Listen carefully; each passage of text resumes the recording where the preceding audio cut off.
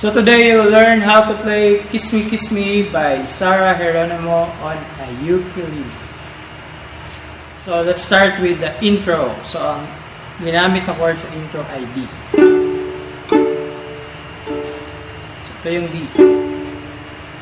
Index finger, middle finger, and the ring finger on the second fret of G string, C string, and E string. So this is D. Or you can have this one.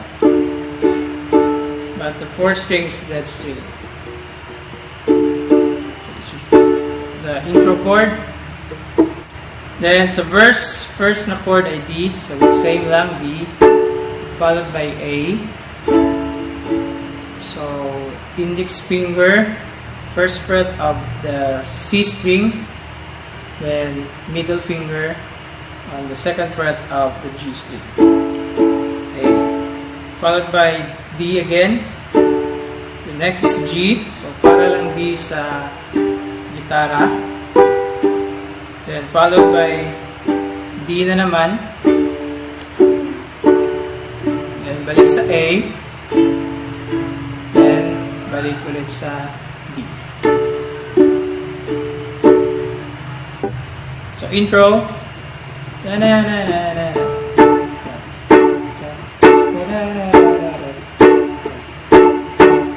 Na na.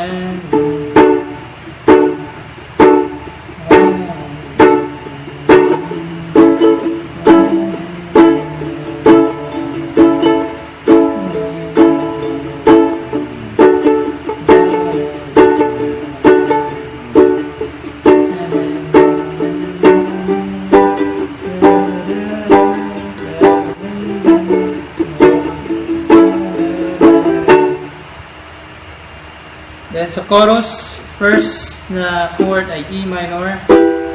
Sa index finger, second fret ng A string.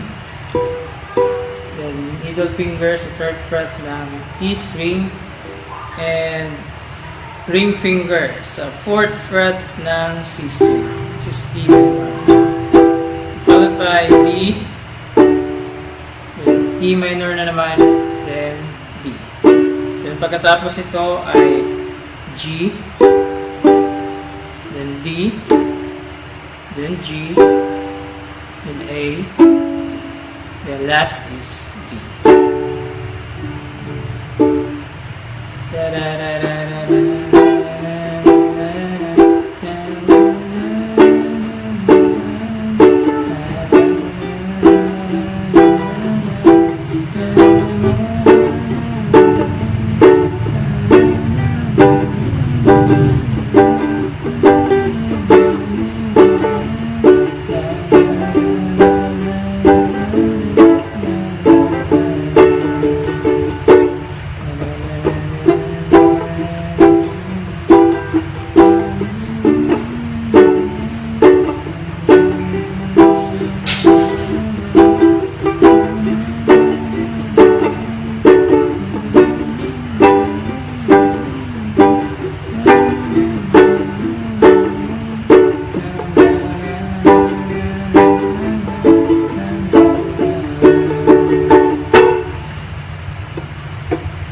So sa whole song, yun lang ang mga chords na ginamit.